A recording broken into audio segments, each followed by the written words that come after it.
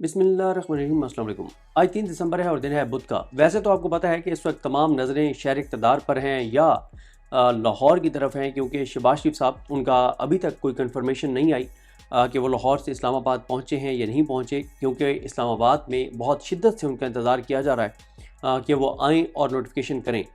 इस हवाले से अब बहुत से दावे हो रहे हैं। परसों नुसरत जावेद साहब ने भी ये बताया कि एक तकरीब रखी जाएगी और उस तकरीब में यानी अनाउंस किया जाएगा कि CDF जो हैं वो जनरल आसिम मुनीर होंगे और ये शो कराया जाएगा कि किसी तरह का कोई इख्तलाफ नहीं था और ये देखें हम सब इकट्ठे बैठे हैं। और मुमताज़ भट्टी साहब ने भी कहा है कि कोई रोटी शोटी का भी प्लान हो रहा है।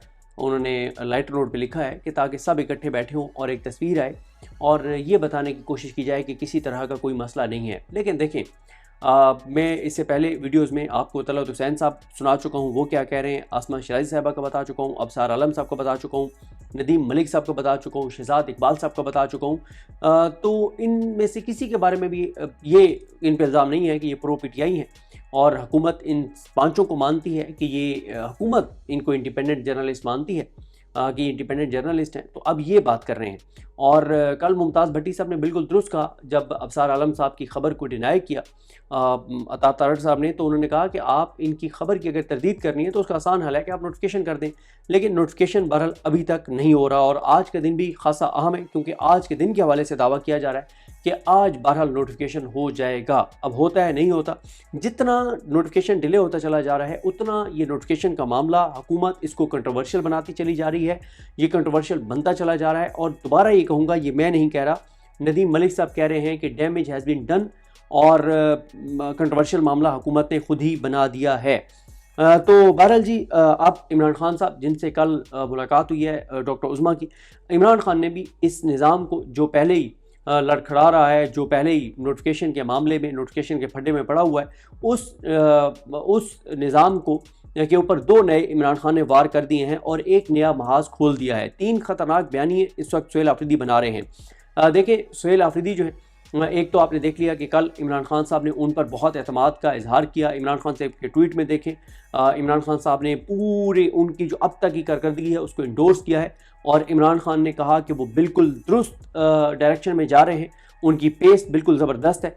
और एक जो हम में से कुछ दोस्त ये समझते थे कि नवंबर में सुहेल आफरीदी साहब को कॉल दे देनी चाहिए थी, तो उस पर भी इमरान खान साहब का आ गया है कि उनको कॉल, इमरान खान साहब ने कोई उनके लिए हुक्म नहीं जारी किया था कॉल देने का।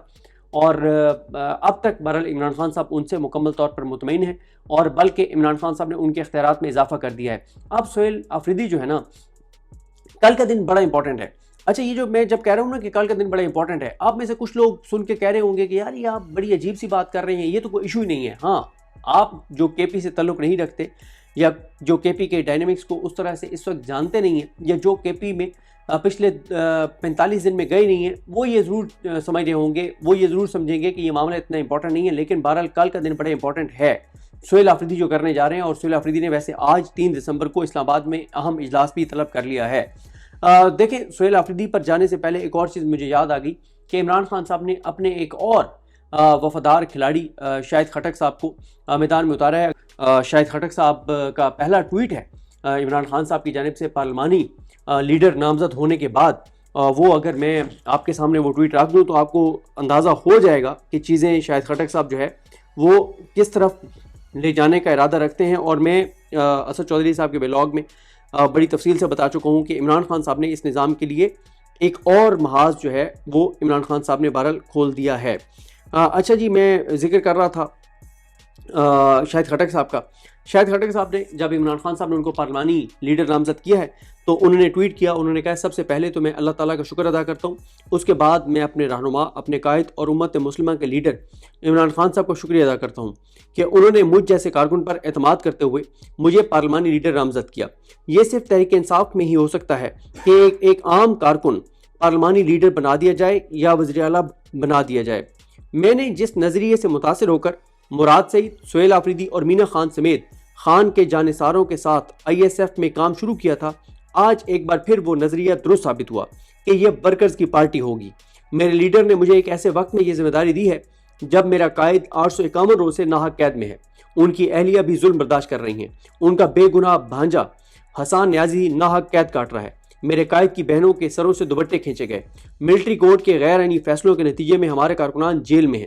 ڈاکٹر یاسمین راشد، اعجاز چودھری، شاہ محمود قریشی، میاں محمود رشید اور عمر سرفراز چیمہ پابند سلاسل ہیں۔ ہمارے ہزاروں اسیران آج بھی جھوٹے مقدمات کی خاطر عدالتوں کے دھکے کھا رہے ہیں۔ ملک کی صورتحال بھی آپ کے سامنے ہے۔ مجھے قسم ہے اللہ رب العزت کی کہ میرا ہر قدم عمران خان اور بے گناہ قیدیوں کی رہائی کے لیے ہوگا، ملک کی سلامتی کے لیے ہوگا، آئین کی بحالی کے لیے ہوگا، عدالتوں کی آزادی کے لیے ہوگا۔ ظالموں، جابروں، سن لو، تمہاری جعلی اسمبلی نہیں چلنے دیں گے، اس جدیدی نظام کو سکھ کا سانس نہیں لینے دیں گے۔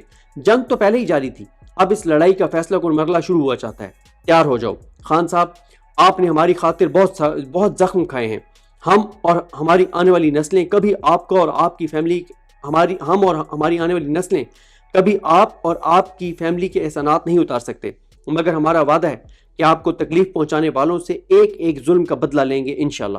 کارکنوں، تیار ہو جاؤ، ہم نے اس مومنٹم کو ٹوٹنے نہیں دینا۔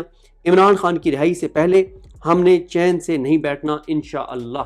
یہ کہہ رہے ہیں جو شاہد خٹک ہیں وہ۔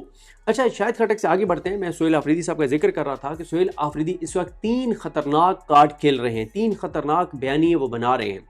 اور اس وقت اگر آپ سہیل آفریدی کی ٹیم بھی دیکھتے ہیں، یعنی ان کی جانب سے، ان کی حکومت کی جانب سے جو وزیر اطلاعات ہیں وہ ہیں شفیع اللہ جان۔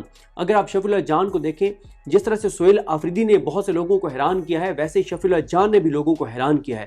جس میچورٹی کے ساتھ وہ گفتگو کر رہے ہیں بڑے بڑے اینکروں کے سامنے، کبھی وہ اس طرح سے ٹی وی پر نہیں آئے تھے، لیکن ایک دم ٹی وی پہ آنا شروع ہوئے اور چھا گئے۔ بڑی میچورٹی کے ساتھ بات کر رہے ہیں، بڑی کلیئرٹی کے ساتھ بات کر رہے ہیں، بڑے بڑے اینکرز کو ٹکر دے رہے ہیں اور بڑے زبردست طریقے سے کے پی کا مقدمہ لڑ رہے ہیں۔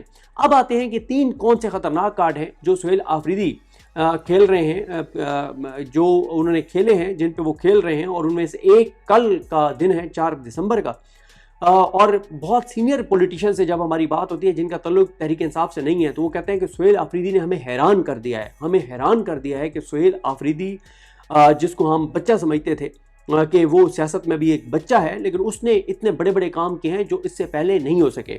مثلا پہلا جو انہوں نے وفاق کو ٹف ٹائم دیا ہے، جس وجہ سے وفاق کی وفاق کے اعصاب پہ سوار ہیں، یہ جو گدڑ بھبکی ہے نا ان کی کہ گورنر راج لگا دیں گے۔